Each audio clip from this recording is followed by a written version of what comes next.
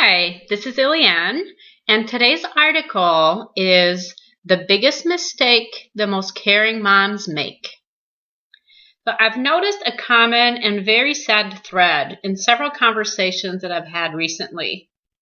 These conversations were with mothers who are exceptionally dedicated to their children, who are committed to honoring their spirits, whose main concern is to not in any way interfere with their children's wholeness, who value the quality of their connection and of their every interaction with their child above anything else, who succeed in the vast majority of the time in parenting in alignment with their extremely high values, who, based on what I believe to be best for children, are in the top 1% of the best moms that I've ever met. And I hear them say things like this: I want to stop feeling irritated when he won't fall asleep. I don't want to get annoyed when he doesn't do what I ask. I want to stop being overwhelmed when she's cranky. I don't want to be snappy when she smears food all over. So can you spot what's wrong with this picture? They're treating themselves in a way that they'd never dream of treating their child. They're disallowing their feelings. They're judging and blaming themselves for what they feel. They're not allowing themselves to have needs, desires, preferences. They're denying whole aspects of themselves. They're trying to turn themselves into somebody that they're not. They're not allowing themselves to be human. Do you recognize yourself in this? If you do, I want to tell you that what you need to do, on the contrary, is to pay more attention to your feelings. What are they telling you? What are the unmet needs you have that need to be addressed so that you can sustainably be the loving mom that you aspire to be? In order for you to have harmony in your family, everyone's needs have to be met, including yours. If you don't take care of your needs, you'll end up being resentful, which will impact the quality of your relationship with your child.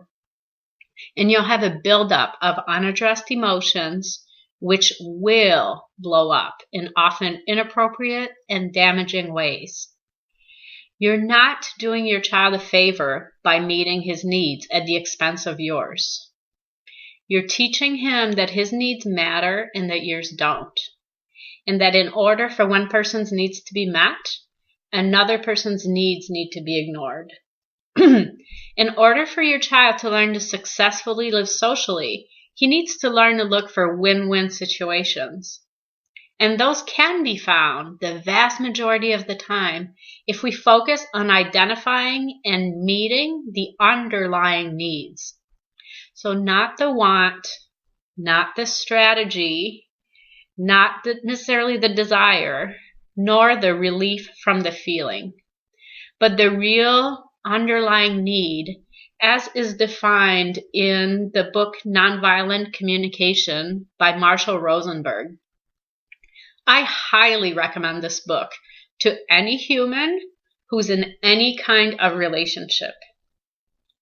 So, though I'm personally not excited at the formulaic way that NVC is often used, the consciousness that's at its core and the perspective that it offers are, in my opinion, one of the most important ones available to us in radically reducing emotional suffering and in improving all relationships. So I'll write more about the concept of needs versus wants, feelings, and strategies in a future post, as I do believe that internalizing it is key in achieving harmony in your family. Now back to my most caring, conscious moms. There's another sad thread that I've noticed and found myself talking a lot about recently, and it has to do with when they mess up as parents. I've been amazed and saddened at how much they beat themselves up for what they do and don't do, which is not in alignment with their parenting values, and at how fearful they are that they're damaging their child. I had an absolutely incredible mom, someone who I greatly admire, Write the following to me this month. I'm filled with such guilt, remorse, and fear that I've irreparably damaged my daughter, her true self, and her innate worthiness, and her future ability to have peace and joy. I have fear that because I didn't handle my stuff, she went from being whole and fully intact with all the strength, lovability, worthiness, fearfulness, etc., and that she has now been permanently wounded. I'm afraid she'll be like me, wounded and behaving in ways that she regrets through no fault of her own. Now, is any of this resonating with you? If it is, and you're like the vast majority of my readers, you've done a fantastic job meeting your children's needs, even though a lot of your own most likely were not as an infant and as a child. It's very challenging to meet another's needs when we have an unresolved store of unmet needs. So I really want you to recognize how much you are doing that, how much you are giving your children, considering what you didn't get.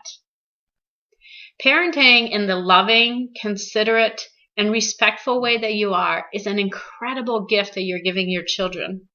And you're doing it in a society and maybe even a community and a family, which largely doesn't support and understand what you're doing and may even be critical of it. I want you to hear this. You really need to honor yourself for what you're doing for your children.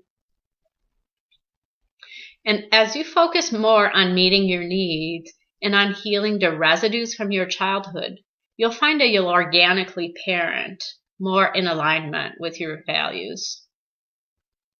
Another thing that I've found myself sharing numerous times recently, which seems to really hit home with those moms, is that our children are a lot more resilient than we are. Because of the way they've been lovingly parented from birth, they don't have the same woundedness that we carry. So as a result of it, they don't make the same conclusions about themselves out of the actions or out of our actions as we would have as children. So as my daughters got older, I got to have insight into this in my conversations with them. The first time that I finally realized this was when my oldest daughter, Cassandra, was 10. She was sick and she couldn't fall asleep. We went back and forth between our two beds a few times. And at some point, as I was laying in her bed, I asked her if it'd be okay if I left because I couldn't fall asleep. I had a busy day the next day and I really needed to feel rested. So when she answered yes, I asked her, "Are you sure? Are you sure you're not going to feel that I don't love you?" Because that's how I felt growing up. And that's what I was more than anything afraid that my children would feel. And how I personally would have interpreted my mom leaving me in this situation. Well, Cassandra looked at me with the most puzzled look on her face and said, "Why would I think that?" So I realized in that moment that she didn't have the wound that I have, and that therefore she wasn't affected by my actions in the way that I would have been at her age. There's no way that she could make the same conclusion that I would have. Such freedom. So think of how this is playing out in your family. What is it that you're most afraid of in terms of messing up your child or when you fall short of your ideals? Now, once you've identified that, look at your family life objectively as if it was someone else's and ask yourself if it's even possible for your child to experience your actions in a way that you fear. If it's even possible for him to make the same conclusion about himself as you would have as a child. So my advice to these incredibly caring moms that I've been talking to who had contacted me to figure out how to be better moms has been this. You already are an amazing mom to your child.